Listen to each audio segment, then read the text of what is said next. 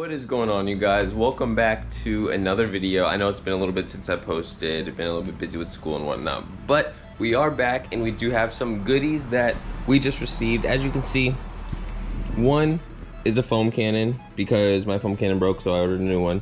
Actually really excited to use this one. I don't know why, this one just looks like a lot higher quality. I'll go ahead and put the link in the description as to like the Amazon link or which product it is on Amazon. And then we also have a package from CJ Pony Parts, and let's go ahead and open it up so you guys can see what it is. Off rip, we have a clutch line. This one is UPR, I believe. Yep. So this one is UPR's clutch line for, I think it's like 2000. Oh, it says 2005 2020 braidless stainless clutch line. Now, I'm going to tell you why I got this, and then also there should be one more thing in here. Ah, there we go. There's that. There's actual good stuff. There we go. We also have a set of Ford Performance hood struts. Now, in my opinion, I do not understand why Mustangs come with hood struts to begin with. I mean, I kind of do actually, and I'll explain it when we do the install video for these. But for now, we're gonna leave that in there and this in there. And basically what we're going to be doing is going through the install for our clutch line. Let me open it up here, even though it's already busted open through there.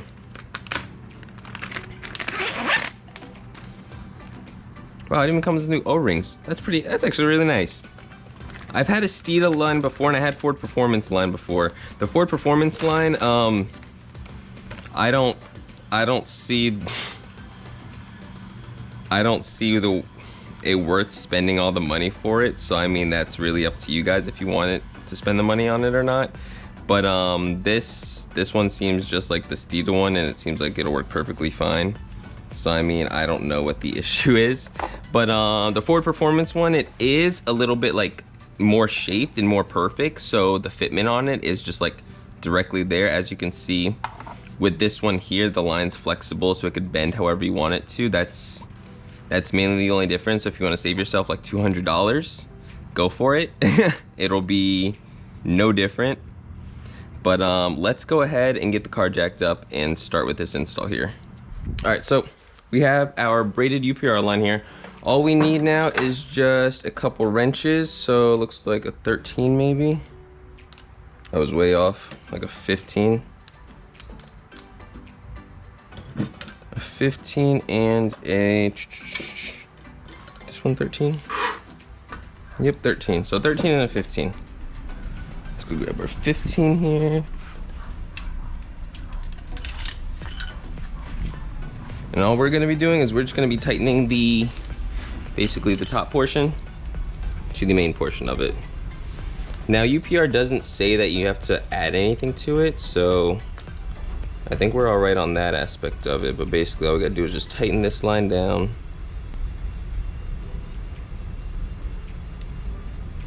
These aren't going anywhere now. So here's the fun part now. Make sure your car has been driven for a little bit, because where we're gonna be going is underneath the car, right next to the transmission. If you've been driving for a little bit, it is going to be hot. Next, what we are going to do, let me go ahead and get a flashlight in here so we can see a little bit better. Let me actually also push up. That right there is our clutch and brake master cylinder cord that tends to come loose. But let me go ahead and see if I can get a light in there for us. I don't know if you guys can see that right there, but if you look in between the engine and the firewall, you guys might be able to see that basically, that coated line right there, that plastic line, and that is basically our clutch line. Now if you look down, it connects to like this coupler. I can't even get my hand in there. Basically there's like a little coupler right about there. I don't know if you can see where my finger's pointing, but that's going to have a little tiny little pin on it. And what we're gonna do is we're just gonna pull that out and then disconnect the clutch line from there, and then we're gonna go into the car. Now to disconnect that, all we're gonna need is just a flathead screwdriver, and we just slightly pull up on it. Don't pull up too hard because the pin can come out. If the pin comes out, then well, we're kind of SOL. You'll have to order a new pin more than likely. So let me see if I can just carefully Get this guy in here. Actually, let's go ahead and disconnect or remove the engine cover. That'll probably make our life a lot easier. All right, so we got our strut tower brace off, and now we got our engine cover off. That's probably not gonna go back in. Now, we should be able to reach the line much easier now. Oh yeah, much easier. So basically, you should be able to see this now. Fuel line is in the way, but that should be all right. What we're gonna do is gonna stick our screwdriver in there. And we're just going to try to pry that metal tab out right there. Once we pry this guy out, the line should just completely disconnect. There we go. Like I said, try not to lose that line there. That is, or not this line, this metal clip. It is very important. It is on a tension spring right there, so we should be good now. It's disconnected, we're good. Let's go underneath the car and do that one. Bring my light with me.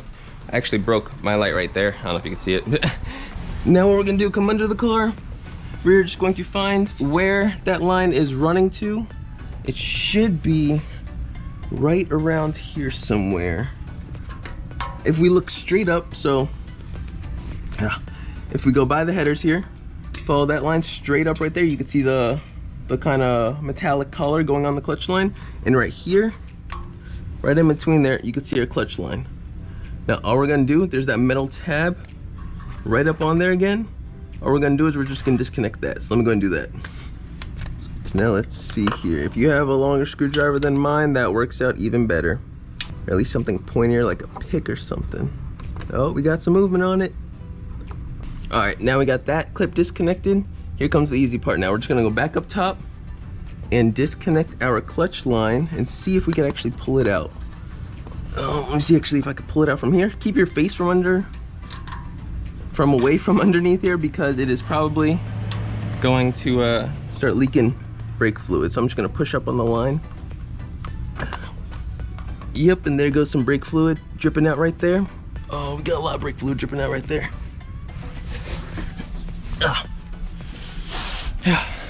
Now that that's done, I'm just letting it drip, and I'm going to disconnect it from right here now. Now disconnected, it's gonna slowly start dripping a little bit, so let me go grab a rag and just go ahead and see if we can pull the line up, or even drop it down actually, because it looks like it doesn't want to come up. So let me go underneath and see if we can get that. Oh, how much I love brake fluid. All right, now we got to move fast now.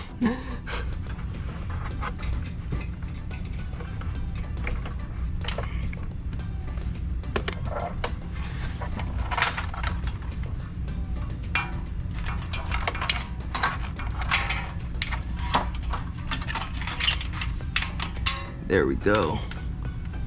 Here is our old line. As you can tell, not the best. And so basically on 2015 earlier models, it's just plastic right there. And when you have headers, it actually makes the heat, as the heat comes up on the, whatchamacallit, with the headers right next to it, as the heat starts going up against the line, it starts causing it to a, whatchamacallit, swell and whatnot. I don't know if you can see, we got little burn marks right there. And some burn marks right there as well.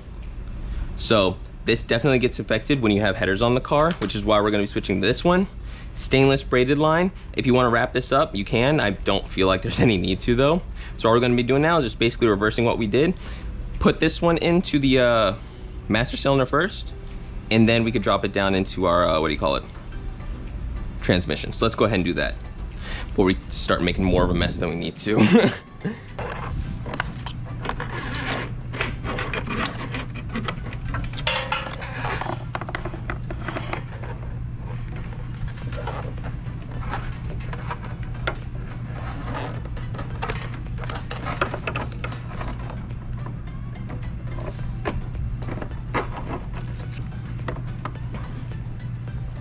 So our line is looking a little bit too long. So what we're gonna do is just come over here and just pull up some of the line so we don't have so much slack down there. Make it easier for us to install our clutch line there. If you have two people, it makes it a lot easier, but we don't, so I'll make do with what I have. We got it in now. we're good. So this was a little bit of pain in the ass, but it's worth it. So we have visitors now. We'll be right back after we go ahead and bleed the clutch now.